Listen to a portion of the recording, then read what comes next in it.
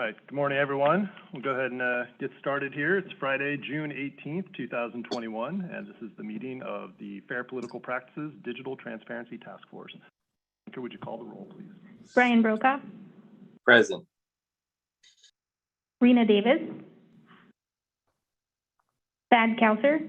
Present. Amber Maltby.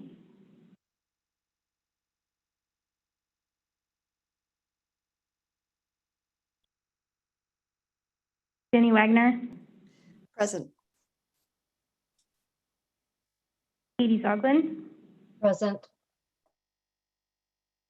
Commissioner Wood. Present. Chair Mavich. Present. Morning, everyone. Certainly seems like it's taken us a while to get here, but we finally have our draft report, our second meeting where we have something in the way of a draft to review and hopefully approve today. I have some I think minor edits that I'd like to recommend. We didn't receive any written comments from any of the task force members ahead of today's meeting. So we can, if you do have particular edits, we can certainly talk about those today, though. So the first minor edit that I wanted to suggest is on page 9. It's the first paragraph of the executive summary. I believe it's the second to last sentence, and it refers to and reasonably discernible. The current language is to the average person, and I think a better term may be readily discernible to voters, without the sort of value-laden commentary of the average person. Any commissioners or task force members object to that? Hearing and seeing none, we'll go ahead and make that edit. On page 15, the last sentence above the heading Recommendation 2, Contents of the Archive,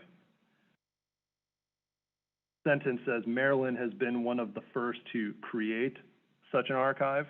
I think a better word would be to require such an archive. My understanding of Maryland law is that they didn't actually create their own archive. Instead, the obligation, similar to what California's current law was that online platforms create their own archives. So I think it's true that Maryland is one of the first to require such an archive, but they certainly didn't create one themselves. Then the final area that I wanted to point out is in the page 15, where we talk about the committees paying for the advertisement. This is little b. We talk about the different types of committees would be identified. Obviously, the committee who paid for the ad would be identified in the archive. I also think, and this comes from one of the comment letters, the only comment letter we received from the Campaign Legal Center, I think it is important to include very clearly here that the committee would not only include a copy of the advertisement, but also identify the top 3 funders of that committee at the time that they placed that advertisement. That's consistent with what the law already requires, but the mechanics of the law currently require them to present that information on a different web page, so it wouldn't necessarily be embedded in the advertisement itself. So even if you archived that advertisement, you wouldn't see the top 3 contributors. And so I think having them transmit that information at the time they transmit the advertisement makes sense and is consistent with our current obligation. Those were my initial edits. Let me just pause, though, and open up to other task force members have particular edits that they wish to make to our draft report.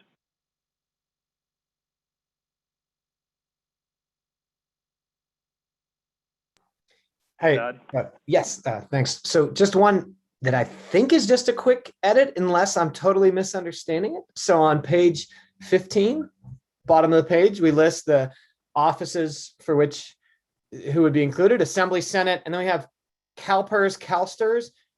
Do we mean the Board of Equalization there? Because my understanding, CalPERS and CalSTRS boards are primarily appointed, although it has some mix of people who have earned their seat through other offices. But there are Board of Eq statewide, races, large district races. Is that what we were intending there? And this is also repeated in the fiscal analysis.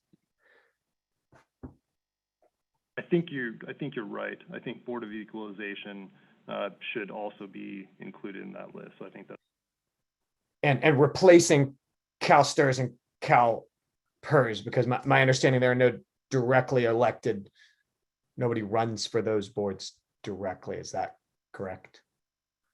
no. I believe those positions are voted on and elected. They have their own type of election process for that. So I think we would want to keep that on the list, but we would add Board of Equalization. Huh. Okay, okay. I'm just looking at like the CalSTRS board. It says there are many of these seats are appointed by the governor, confirmed by the Senate, a school board representative appointed by 4 board director of finance, the state controller, the state superintendent of public instruction, state treasurer, who are gotten their seat based on their on their winning of constitutional offices, and then there's elected with it by current educators. So we may want to include, if someone is running among teachers for a CalSTRS board member and communicating with them in that way, we may want to include that, but I don't know if we'd had that conversation. So maybe I'm misunderstanding these, but I can weigh in. So members at large, some members are, even though the election is administered by CalPERS, they have to set up campaign committees and they are subject to the Political Reform Act. So they're under a different election framework than the Elections Code, but they are subject to the Political Reform Act.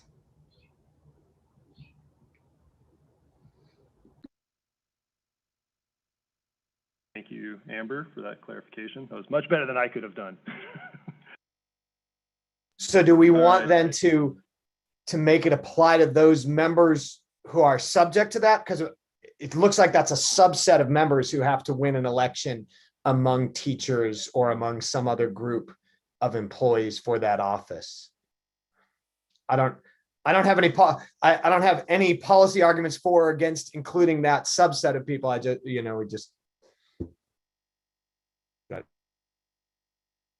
I think the provision, the recommendation as written would only apply to those folks, I think, who actually ran advertisements, which I think we can assume would only be those who are actually running an election as opposed to who have been appointed. So I think I'm not sure we need to do any additional clarification there.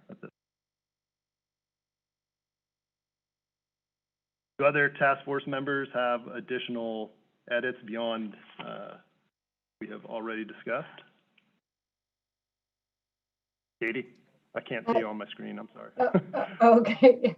Yes, thank you. Well, so I have one question for the chair. So I have a number of substantive suggestions, or just to raise issues, just to add a little bit of clarity to some of the report. Do you want that, or I can send them in writing to you and the staff after the meeting? That's one question. And then I have a handful of substantive questions or remarks. Why don't you go ahead and proceed with the substantive remarks? Okay. All right. So going to, I don't know if my page numbering is slightly different from yours, but what I have is page 9, where it says questions in bold. It talks about we address several questions. One comment is to make sure that in the report, if we answered them, to make sure that there's an answer to them. So for example, one thing I didn't know, and also before I start, I want to thank staff. I think you did a really good job on this. So before we go any further, so thank you for all your work once again in distilling lots of information that can be difficult. So one thing I would suggest that we put someplace is the first question, for example, is what constitute, it should be digital advertisements and what are their variations.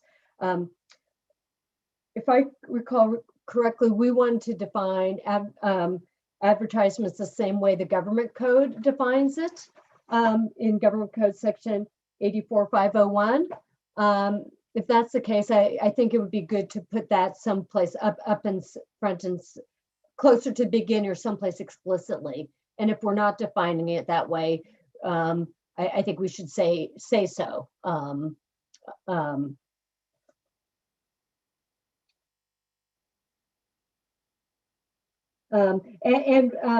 Question number 3, how do we enforce current activity and how will we enforce future activity? Once again, perhaps we can address that questions at some point in the report more specifically. How do we suggest that the commission enforce whatever recommendations are actually implemented, including perhaps in the budget? I didn't really see an allocation for staff in the budget because it certainly will take more staff time for enforcement activities and also maybe answering questions to the public.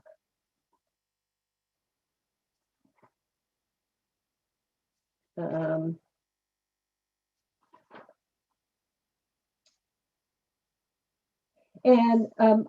what I have is page 13, recommendation number 1. The description of what a state-run archive is. A state-run archive will also assist in the facilitation of campaign enforcement. And I would also add, and so that the public can understand who is trying to influence them.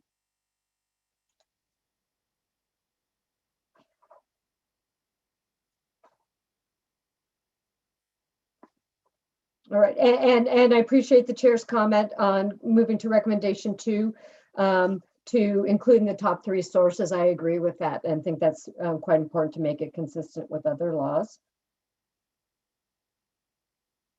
I didn't know in recommendation number 2, recommendation 2, number 1, subsection C, to include what platforms or entities, the sentence, what platform or entities the committee paid for the advertisement to appear. Oh, it has one advertisement run. That's what I want to make sure that we have sort of dates, the span of dates. I think you have it there, so.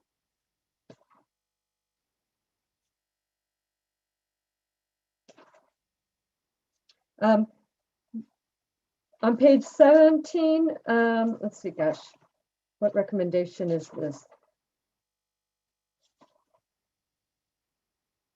Where it talks about searchability, it's under item number 4. I can't find which recommendation that is. I think it's number 2, recommendation number 2. Yes. So recommendation number 2, item number 4, subsection B, searchability. Could we also include cost of the ad and target audience as defined by the committee? And the top 3, once again, going back to the top 3 donors also. What do you mean cost of the ad? How much they paid? Do you mean to place the ad or to produce the ad or? To place the ad.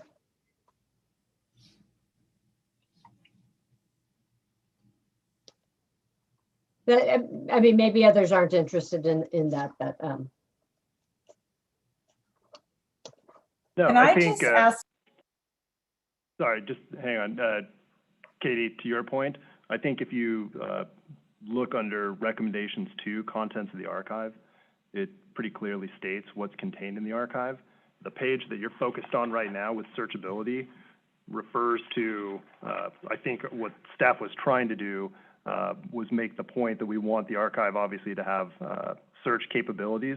The sentence says including but not limited to, and wasn't intended to be an exhaustive, exclusive list of everything that would be searched. I think we can safely assume that if it's required to be in the archive, it would be subject to a search in the archive. Okay, that's great. And then the only other thing which I alluded to was in the fiscal analysis, suggest that including some staff time, because it will take increased staff time for in the enforcement and in your enforcement arm of the commission. Thank you. Great, thank you. Do other task force members have substantive comments on the draft report? This is Jennifer Wagner, and I apologize that I didn't submit this earlier. I wasn't able to have a conversation with someone until this morning. So this is referring to on page 11, again, the cost estimates, C, and then it's really Appendix A, where we get into the costs. And I don't think we got to discuss this substantively. So I apologize for having kind of big questions at this stage of the game. And I'm not sure whether Google or Facebook or other network traffic experts were able to weigh in on this, because there are a lot of assumptions in here that aren't made explicit. So one thing that really jumped out to some of the people that I spoke with is, why are we going to East Asia with our political content? And I thought maybe there's an existing contract that the state has, but it seemed odd that it was called out that we're working with a host or provider in some way in East Asia. So that was just one kind of big question that came up. The second one that came up is, it seems like this budget doesn't include a content distribution network. So that is how, when you host things like videos and photos, you try and manage the load of both the content coming in, but more importantly, the content coming out. And so there was no discussion of that content distribution network in your budget, whether you'd be caching, whether you'd be estimating for a certain number of queries per second. So how many people are actually touching the database, how fast, whether you would rate limit any of them. So for example, would you tell a journalist they can only download the entire database once a day, once a month? And really, inbound and outbound, what network traffic is being served, because this budget looks like it has people adding things to the database and then no one looking at or taking anything out of the database. And so I had some concerns about that.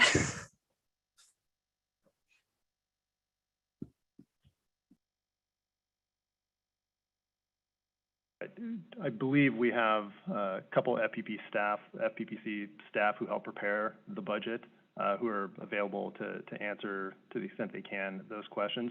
I want to just remind everyone, though, that this is, the task force is making broad recommendations on policy.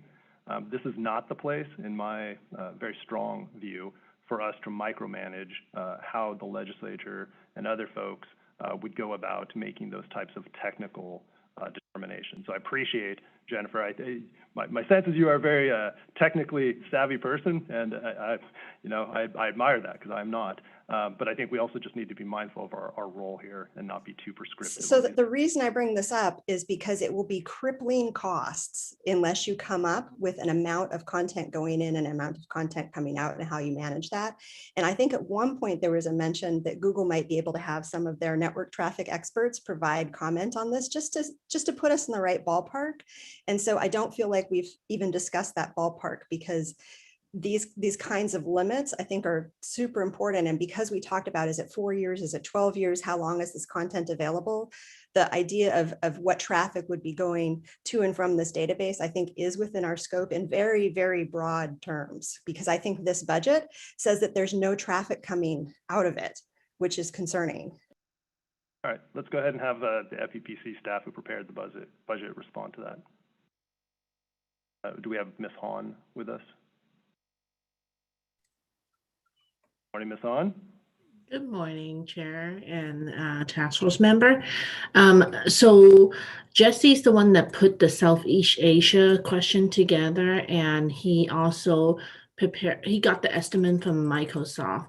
So I would rely on Jesse. Jesse, you on to talk about the traffic that's going out?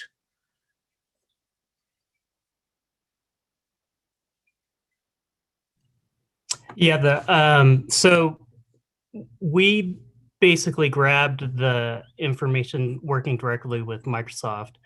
The numbers that we were using were very broad numbers that we kind of just came up with. We didn't really have anything exact to really give them. Those numbers were kind of just like the high end as we can move forward. Obviously, we were under the impression that the things can be refined, and so that's kind of where what we're doing, just starting off with something that we can move forward with. We did get some other numbers from other providers, but as far as the products go, those are the products that in-house we feel we have the most expertise with. And so those are the numbers that we pulled. We would work direct, or we would feel most comfortable working with Microsoft to provide us the services. So that's kind of that's how we gathered everything. As far as numbers going in and out, there are ways to throttle the numbers to increase and decrease our service. So that's kind of what we're looking at. We're looking at to be able to throttle during heavy times and then pull back during slower times, as we assume that there's going to be heavier traffic during election seasons and those types of things. But we don't really have specific numbers, so we couldn't really put specifics on what those numbers would be during high season and low season and that type of stuff. So we just went with broad numbers as what the high end number would be, if that makes sense. That does. Jesse, I'm just curious, did you guys talk to the city of Los Angeles and the folks from New York who shared their archives with us, and who, when they testified before us, gave us pretty modest cost estimates? Yeah, I think the biggest thing that we got, like Los Angeles gave us the numbers as well, and we have, we're thinking, we're going to be a little bit bigger than them as far as, well, obviously, like things like the size of the database and those things. The problem is the time is a big one. They got to develop it over several years. They got to refine it without any real, well, they got to see the numbers before adding more and more to it. I think the development time is the biggest one, how quickly we can put it up compared to how much time it took them to get up to where they are now. It's been mentioned in the past meetings that the cost of the actual size of the database isn't actually a big cost difference, and that can increase and decrease. The most expensive part of it is development time and maintenance once it's up and running. So and those estimates are kind of based on us quickly getting it done in a much shorter time frame, and so that's kind of where we're basing our numbers on, is a quicker build time than what LA and New York did. Thanks. Rena, I'm curious, you're representing probably the only organization among our task force members who's actually done this. And so I'm just curious what your reaction to the cost estimates that we've developed here, and just kind of more generically, has Google found this to be an incredible expense, or is this something that's, given modern technology, something you can do pretty easily? Jennifer actually reminded me that I did take on, I did take on the action item to reach out to my colleagues. I was looking into my email, and I did, and I re-pinged them to see if we can maybe set up some time for them to talk to staff. I think, from my understanding, and it's not something that I have direct experience with, but from my understanding, given the capacity for data storage in the US, I would be surprised if this is something that would be, a huge cost.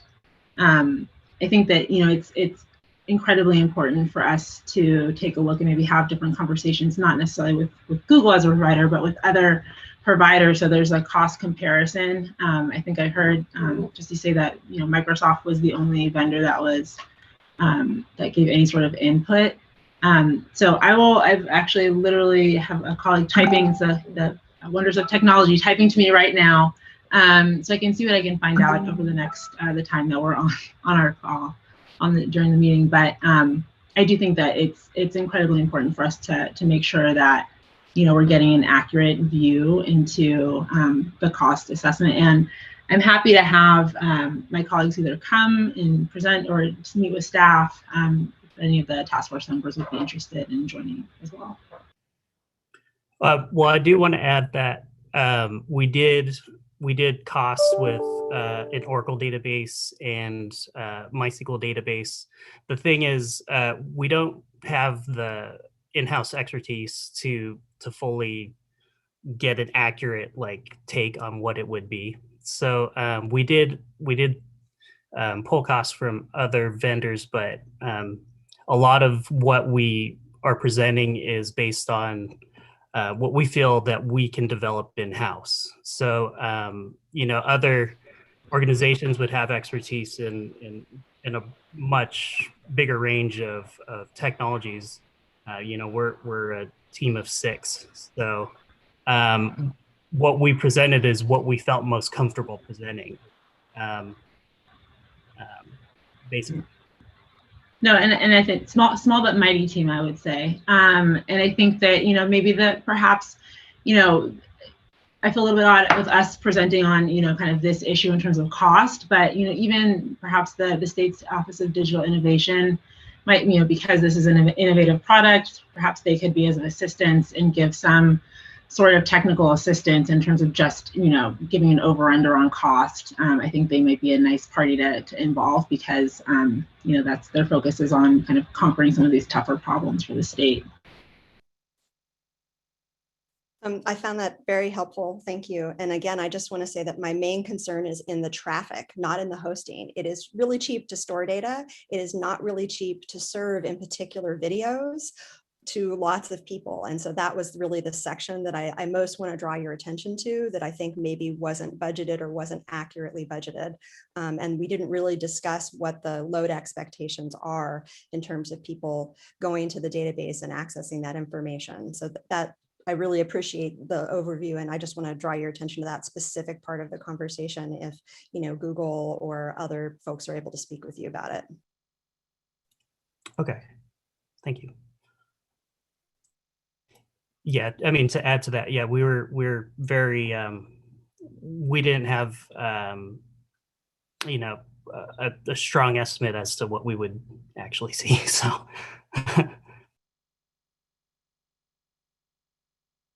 any further questions for our IT staff on the cost estimate? All right, thank you, Jesse. Thanks, Larissa. Appreciate it. All right, do task force members have any other substantive comments on the draft report before we move to public comment on the draft report? And seeing none, go ahead. I just want to echo briefly the thanks to the staff for preparing comprehensive and thorough draft, and one that was responsive to the discussions that we had last meeting. And I noticed some key places in which those were incorporated. So I'm really grateful to everyone involved for that. All right, let's go ahead and move to public comment. And clear in the record, we had jumped right to item number 3, and that's review and discussion of the task force preliminary report. We'll return to item 1 and 2 out of order at the end. So public comment on item number 3. Do we have any public comment? Hello, Trent Lang, President of the California Clean Money Campaign. Can you hear me? Yes, we can. Good morning. Okay. Good morning, Chair and task force members. I would also like to really thank the staff for such an incredible job putting this together, and the task force in general for bringing all this information, which we think is very, very important. We really love the idea of the, of course, of the state archive for digital ads. We did send, I don't know if all of you had a chance to see it, very, very late last night, my apologies for that, a detailed letter which described basically in detail some of the, more detail some of the comments that I made the last meeting. I'm very pleased that Chair Madish has recommended adding the top contributors to the database archive. We think that is very many reasons. I didn't hear the whole initial part, so I don't miss this. The other part that we thought was very important is the idea to have the social media platforms that are currently required in current law under the AB.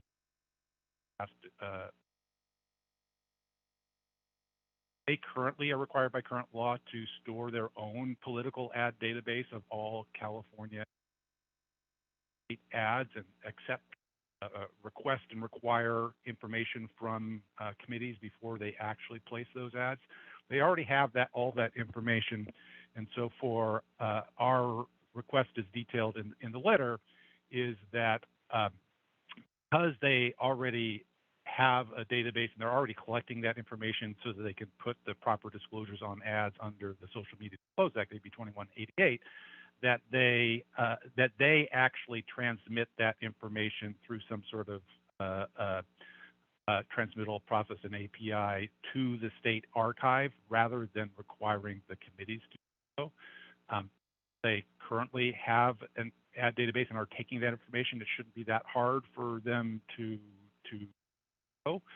And maybe they could even under law possibly replace the requirement in current law that they keep their own ad database with the transmittal to the state archive. This would have a couple of major benefits. One, it would ensure that every single ad placed on social media platforms covered under AB 2188 were quickly sent to the state archive and none would be missed, even if committees had made mistakes.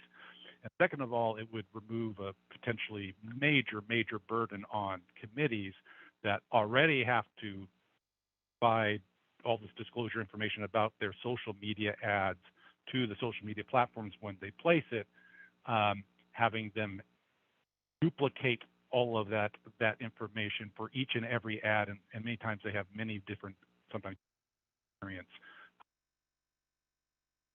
A major burden, we think, but having the platforms transmit it automatically instead of having to keep their own database would really make that a lot simpler for everybody and make the database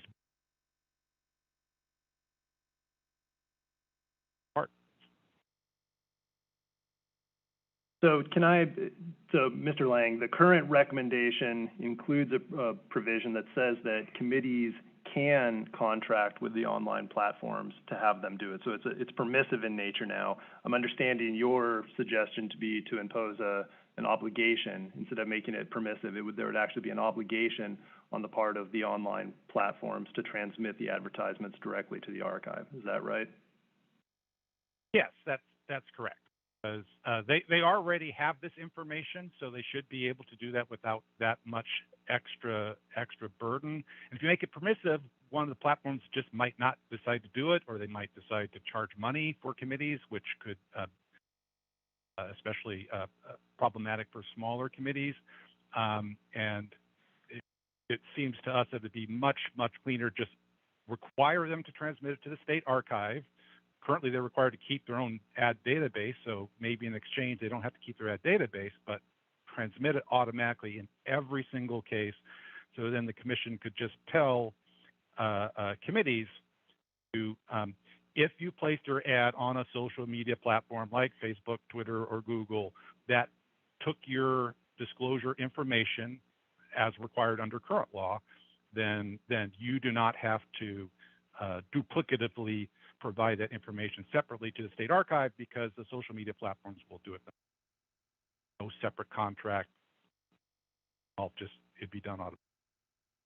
So I guess my first question is, Rena, how do you, as the representative of an online platform, how do you feel about that obligation?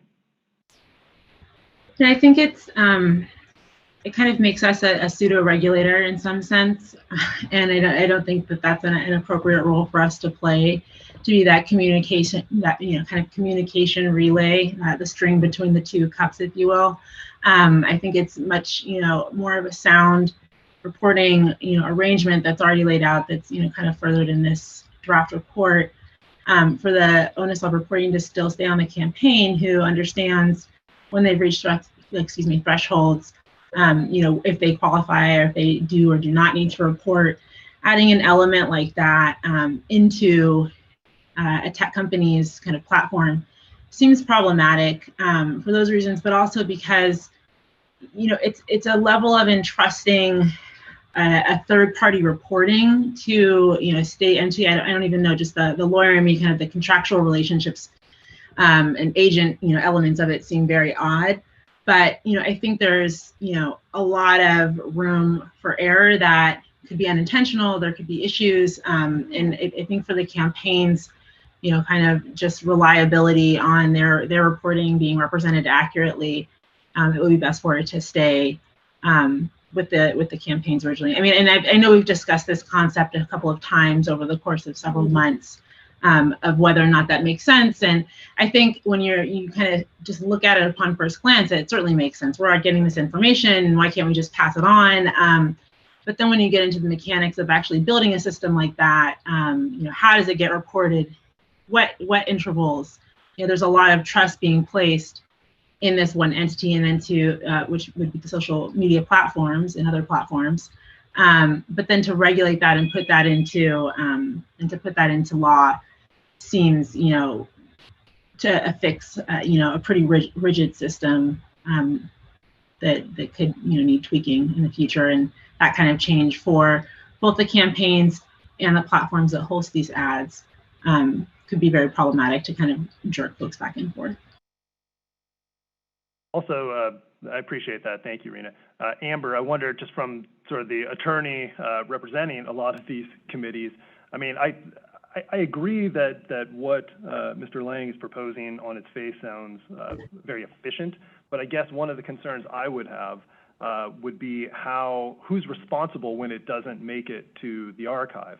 If the committee says, Google told me they sent it to the archive, but it never actually made it to the archive, where does the committee sit in that sort of chain of liability for a potential violation? And just what are your thoughts on that? That is exactly what has been going through my mind as we're talking about this, because practically, I think what would happen is if the ad somehow doesn't end up on the archive, and you're in the heat of campaign season, the opponent to that campaign is going to file a complaint and use it as a hit piece against the candidate or the campaign, not the platform that didn't transmit the ad. I think it kind of opens the door for some politically motivated complaints being filed that might border on being frivolous, just by virtue of having a disconnect between the campaign and the platform transmitting the archive.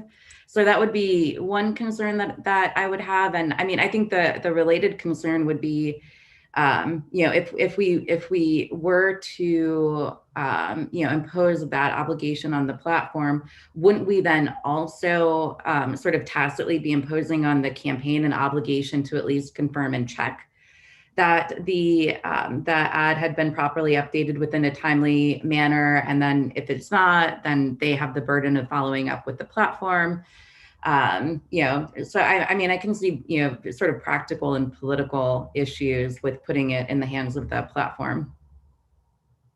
How great of a burden do you think it will be from a compliance standpoint, for committees to transmit because I think part of what Mr. Lang is suggesting is that requiring the committees to send this information to the archive is going to create a burden on them.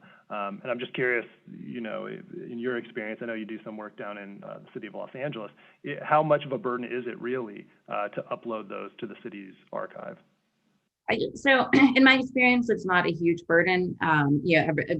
What it really comes down to is making sure that the key people on the campaign team are aware of the requirement, because you're uploading something into the City of LA's Ethics Commission website. So that and all you're uploading, I think, is just a copy of the advertisement. I think we're expanding the burden a little bit by including the additional detail. So some of which I think you can go find on the campaign finance report. Try to connect the dots between the Schedule E expenditures and the ad. But overall, I don't think that, in my experience, it hasn't been a pronounced burden. It's just a matter of getting people used to it and the timing requirements. Going back to Rena, one other thing that just occurred to me is, so suppose, we're talking about who's sending the ad to the archive, right? And I think you've made the argument that it shouldn't be that obligation shouldn't be placed on the platform. And I think both you and Amber have expressed a preference, I think, to having the committees do that. But what if a committee experiences difficulty in transmitting that to the archive? Technical difficulty. Do you think it would be fair to have an obligation on the part of the online platform to assist the committee in the event that there is some technological difficulty in uploading it to the archive? I'm not sure. Do you mean that kind of provide like a technical assistance for the platform that we're discussing being built? Yeah. Well, if a committee is trying to upload their ad to the archive, and it's a Google ad, right? And for whatever reason, it's not working, and the archive says, there's a problem with the file. I guess my concern would be, who can the committee turn to, and is the platform going to be willing to help them comply with the law? Certainly, if there's a problem with whatever they're getting back from us as a customer, and that needs to be reformatted, or if there are formats that perhaps need to be made available for the platform, for the database, perhaps through building it, there comes to be a preference for a certain type of file, and that is one that has less impacts on storage. I could certainly see us having conversations with the FPPC, with the legislature, around how that might, how that we might be able to tweak our kind of what we're giving back to the campaign. I think and so certainly there's always going to be customer support. There's folks that can talk to the different campaigns.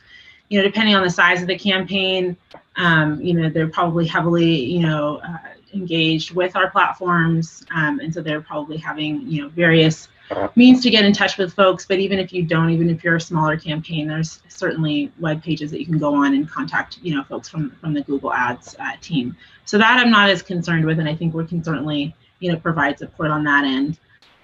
But I think where it gets a little bit difficult is doing and actually highlight something we probably need to not necessarily include in the report, but maybe through conversations with the legislature, highlights that when you are uploading, when you're uploading these files, you may need to just flag that there may need to be some sort of customer support or IT support for the ads archive when it comes online. So, whether or not that's from frequently asked questions to making someone available, obviously that's a huge expense to have some sort of a helpline. But, if there are technical issues, whoever ends up building this ad archive should make themselves available to help campaigns and ensure that, those issues are sorted out. So I think there's a kind of a dual responsibility, right, on the platform to make sure that they're giving the campaign what they need, and then on the archive and to make sure that they're able to upload things quickly. Mr. Lang, I'm curious, you've heard some different perspectives from our task force members. Curious, do you have a reaction to that? Yes, thank you. Great discussion. I certainly appreciate the platforms not wanting to risk liability for not providing information that the committees provided them. I think a lot of this is already answered and required in current law. These were some of the exact same issues that we had when we were working through the process to pass AB 2188, and we work very closely with platforms to do this. Basically, under current law, the platforms have the responsibility to provide advertisers with space that they can enter in the required disclosure information, the name of the committee, the top contributors, that sort of information. They're required to provide them that information. It is the onus under current law on the committees to provide that information to the platforms when they place it. Identify this as a California political ad regarding such a candidate or measure. This is the name of the committee. These are our top 3 contributors.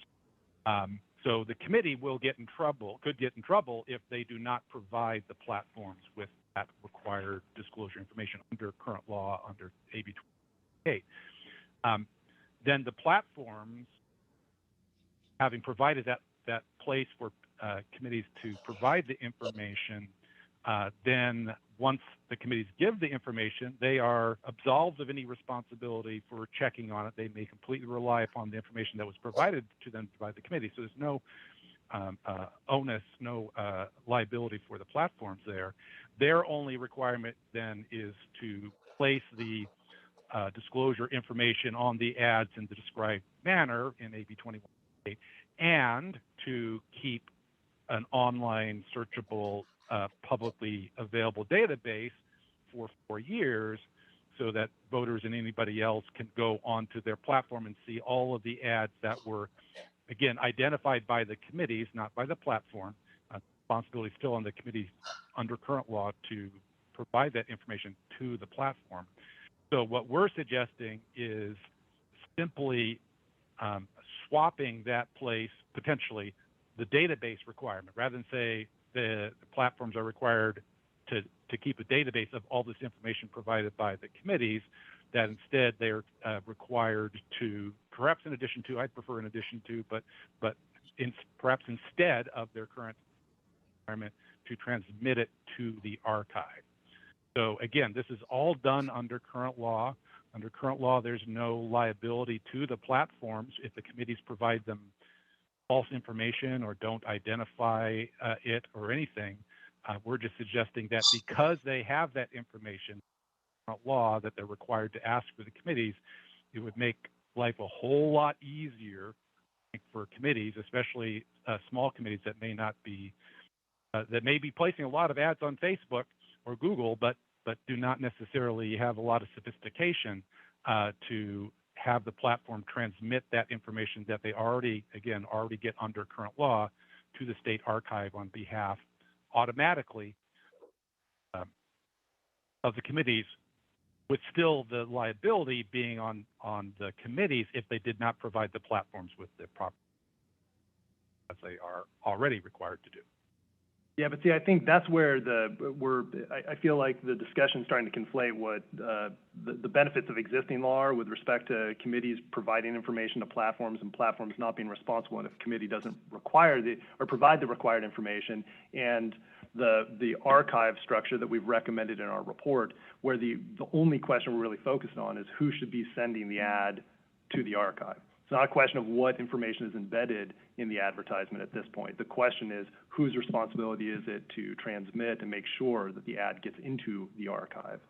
And I think what we've heard is, from the committee standpoint, it doesn't sound like that is a particularly high burden, at least under existing experience in LA, and that the platforms have some concern about who essentially would be liable in that context. Rena, it looks like you have a comment.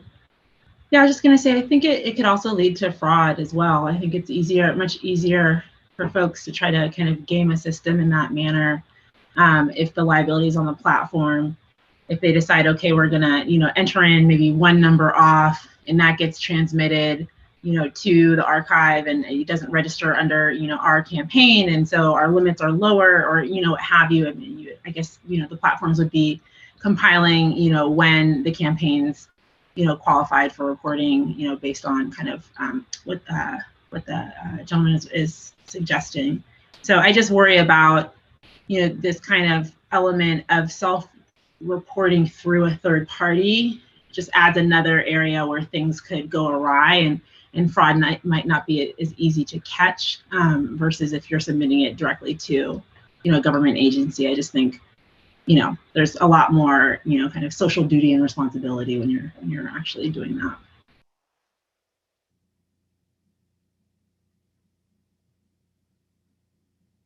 Mr. Lang, did you have other recommendations with respect to the archive that you wanted to mention to us at this time? No, I'll just mention that to that one potential option would be to still require they could put that onus, the ultimate liability on the committees for verifying whatever is put in the state archive, but somehow, again, because all this information is already on the social media platforms of law, somehow make it much more likely that platforms should transmit the information that they already have to make it much easier, much less burdensome transmitted, then the committees would just have to way of lessening the burden on committees.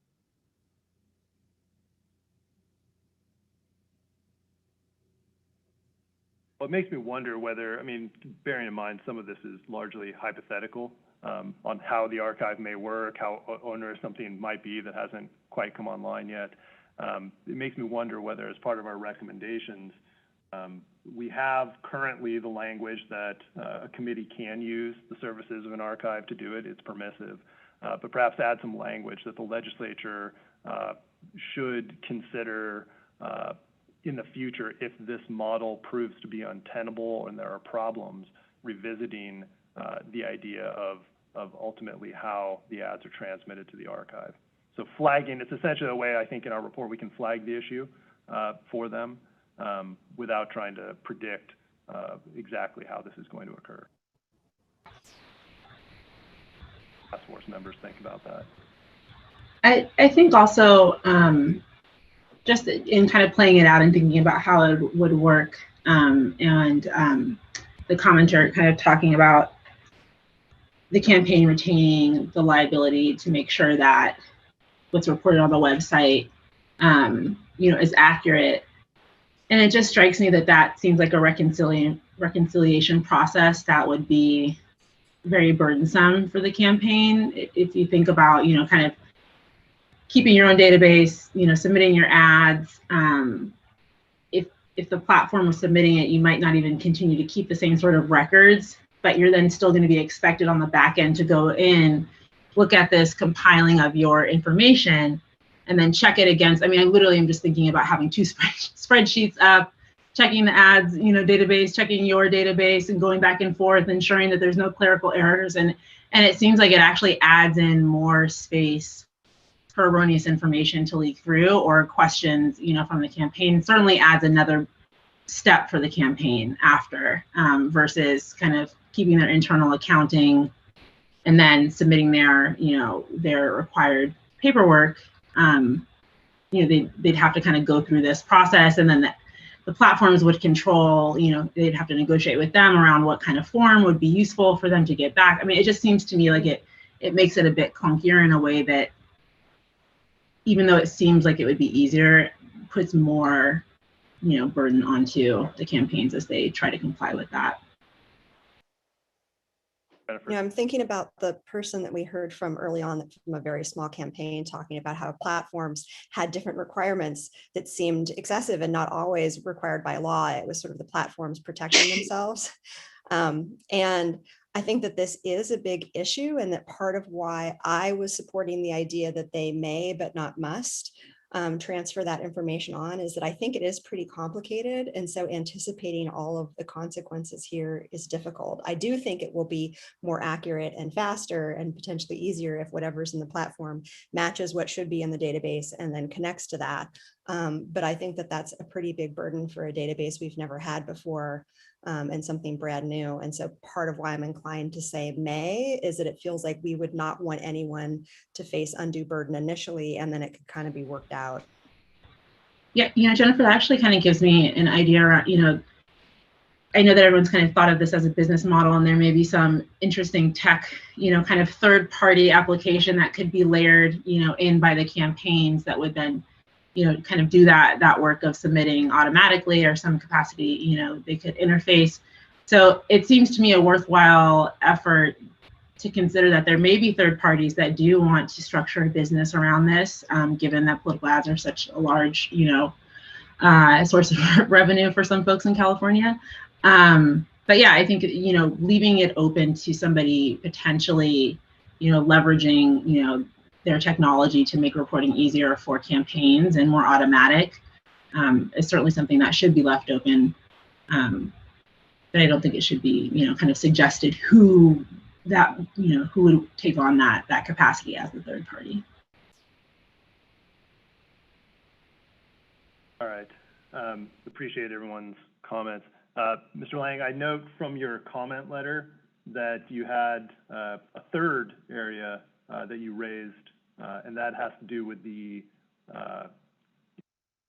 transparent nature of the research commissioned by the legislature. Did you want to talk about that? Yes, if this is the place to talk about it, happy to. Thank you. So as the California Clean Money Campaign has done a lot of this kind of research as we helped craft and work with stakeholders on developing the current Disclose Act formatting rules, but we haven't always been able to do as much research as we'd like. We are very excited about the idea. What we described in what I mentioned in public comment last time, and what I detailed in the current letter is we do think that would be extra important for a study on transparency and disclosure to be as clearly transparent and an open public process as possible. Because the ways that you do the studies can be very impactful upon the results. So specifically in our letter, we recommended that any commissions study commissioned by the legislature specifically at least have a public hearing at the beginning of the process to help inform the scoping of the study and what questions it should ask. Second, a public hearing where the study's proposed methodology, materials, and questions are disclosed and discussed before the actual study begins, so that experts and stakeholders from all points of view can provide input before you ask questions in these sorts of empirical studies, order and you give the huge difference. So having a public hearing beforehand to let outside experts and stakeholders work. And then lastly, at least a public hearing on the data and the draft report before it's finalized, so that again, outside experts and stakeholders and anybody else can look at the data results that they got from the subjects, do their own potential analysis, see if it matches up with based off of the raw data, see if it matches up with the conclusions of the report, and make suggestions on the report before it's actually finally published, which we believe those three public hearings especially would give any such study the most likely positive outcome to ensure that it's addressing all the different disclosure issues that are and therefore also give the most confidence in the results as to ask the legislature to act on some of those records. That's what we're suggesting on those. In addition to specifically mentioning that the study should prioritize the. Well, I appreciate that.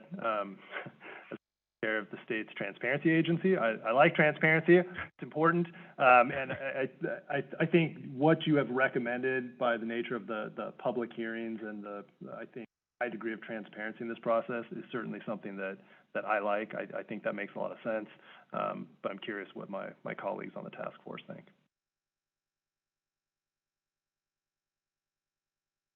Else loves it too. Professor Wood? Oh, go ahead. No, I was just saying, yeah, I would support it. I think it would really help with kind of the perceived legitimacy of what we're doing here. If it's, you know, it's kind of, we're in an open data moment, and so we should go ahead and be open. And I'll tell you, I mean, as somebody who just, you know, looks at studies of disclosures and disclaimers a lot, you know, there's still quite a few open questions about how the details can be worked out. And some of it is a little bit hard to get published because the questions can feel very narrow to peer reviewers who aren't really expert in this. And so it feels like you're drilling down very, very deep. And so the academics sometimes aren't as eager to do this. And so it would be really helpful, I think, for public policy if the state supports it and does it in this kind of open, transparent way. Appreciate it. Other task force members have comments on that?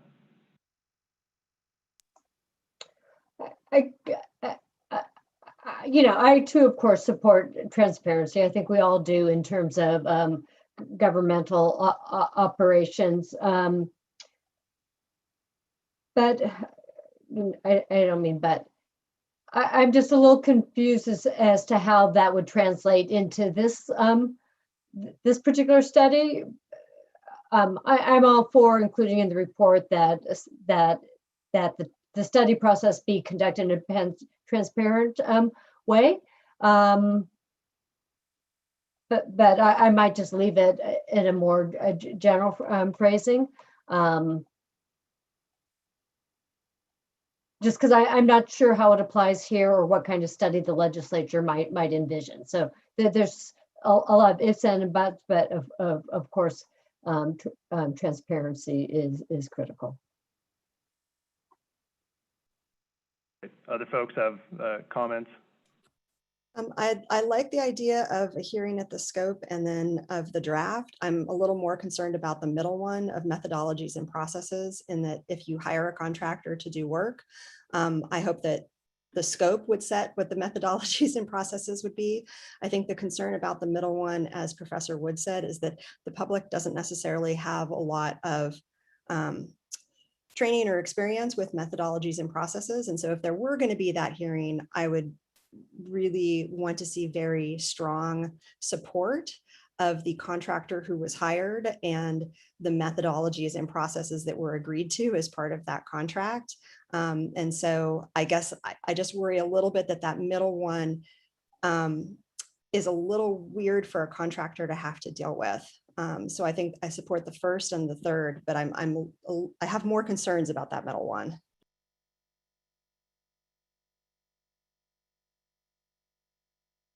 Any additional comments?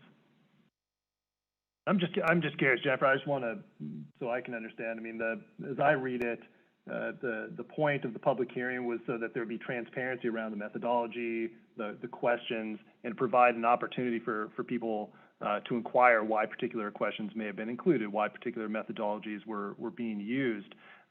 Isn't the public discussion of that going to provide greater integrity and confidence in the ultimate result? I mean, as opposed to creating a methodology kind of outside public view and then using that for a very public purpose. I guess the thing that I would expect is that, based on the description given by Whitney Quisenberry, that the methodology is rolling. So essentially, once you start doing these investigations, you then learn more and go deeper and deeper. So you don't have a list of 500 questions that you're going to give people. And so my concern is just that people will want concrete answers of, well, who are you going to ask? What are you going to ask them? And it's the same answer that they had at the beginning. Like, I don't think that this is something that, unless there's people at the hearings follow them to all of the investigative interviews, it's not going to be substantive based on how that type of community input is done. Does that make sense?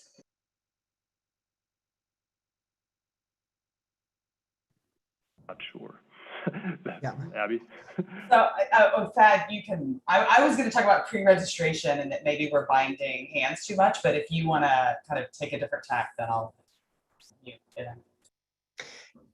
Yeah, so I mean,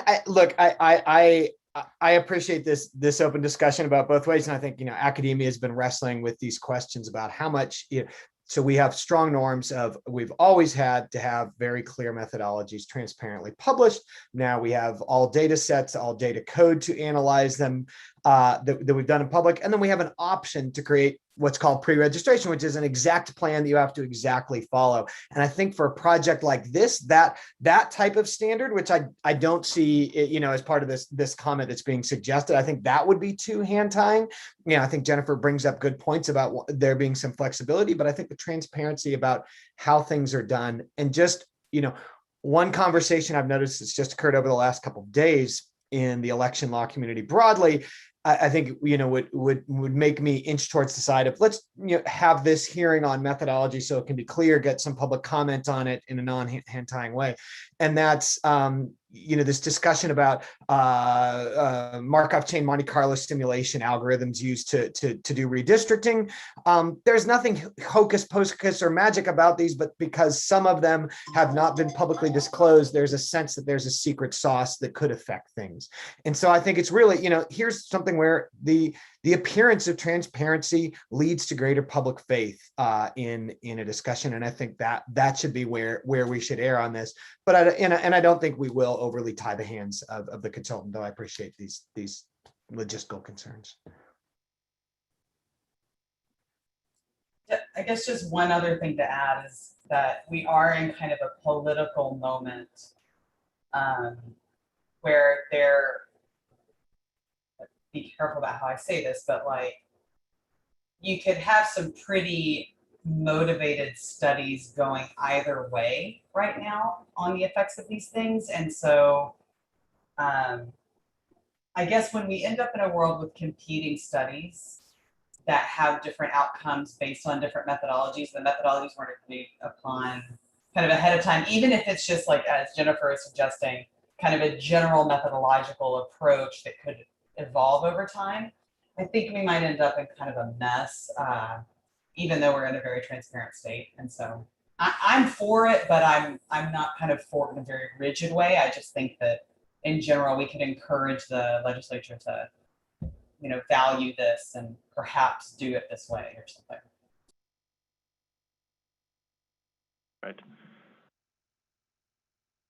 Lang, any further public comment from you on this or any other portion of the draft report? No, thank you. This I think I'm glad to general this idea there. I do think that it's very important to we certainly would not be seeking to tie the hands of the study item too, but we would want to give that transparency to the public and the opportunity to make suggestions that maybe they might have missed or that might give the public more confidence in the results. That's why we think that's very important. We also think it's especially important for the recommendations to outline essentially this kind of transparency, but at least key parts of transparency, because the legislature itself, if it commissions a study, portions of the legislature, large portions of the legislature are often hostile to better disclosure, as we have seen through long experience. And so making clear that any study that they commission must have these sorts of clear and transparent public hearing steps along the way so that everybody can have confidence in the importance, so that they don't commission a study that goes off and that but that may not. Great. Thank you. And again, thank you all for your work. This is great. All right. Thank you, Mr. Lang. Sticking with public comment on item 3, do we have any other public comment on item 3 in our draft report?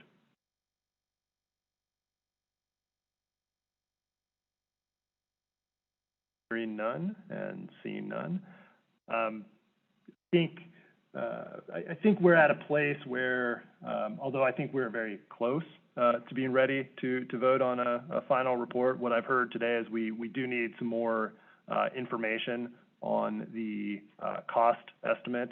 And I know Rena has talked about talking to her folks over at Google and providing that. I think our staff here at the commission has heard some additional input, particularly from Jennifer. I want to thank you for that. So I think they have some homework to go back and take a look at. So my thought at this point, and also I would just mention, I know Katie had mentioned that you had some edits that you weren't able to get to us before today. And so I'm reluctant to, at this stage, try and vote to approve a final report when we still are making some edits. I'd rather have the final report. So how do task force members, I think we've talked about a number of areas where we want to edit the draft report. I think we should do that. I think we should endeavor to provide some additional cost information ahead of a July meeting, and then plan to approve or vote, I should say, hopefully approve, but vote at least on the final report at a July meeting, with the understanding for everybody that any and all edits will say a week before that meeting, that any and all edits would be submitted in writing at that time, and it's kind of speak then or forever hold your peace. Does that sound reasonable? I hate to do it. I hate to say that, but I think, you know, at some point we need to put the pencil down. Yep, I've already reached out to staff around giving them some connection to some of our teams, so that's along the way. Right, that's great. All right, well, thank you everyone for all of your input and comments on item 3. I think going in reverse order, let's go ahead and take up item 2. This is approval of the May 2021 meeting minutes. Do any task force members have edits or comments on the meeting minutes? Hearing and seeing none, I will move approval. Do I have a second? Second. All right, Ms. Linker. Brian Brokaw. Aye. Rena Davis. Aye. Thad Kauser. Aye. Amber Maltby.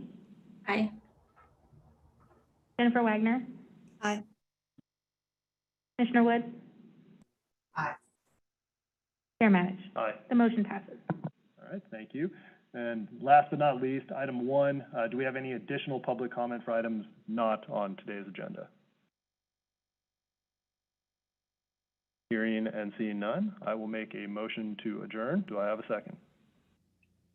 Second. All right, Ms. Linker. Brian Brokaw. Aye. Rena Davis. Aye. Thad Kauser. Aye. Amber Maltby. Aye. Jennifer Wagner. Aye. Commissioner Wood. Chair Manage. Aye. The motion passes. All right, thanks, guys. So we will plan to have our final meeting then. I'm just looking at my calendar here. I believe that would be scheduled for July 16th, the Friday after our next commission meeting. Send around a calendar item for that, and take care. We'll talk to you guys later.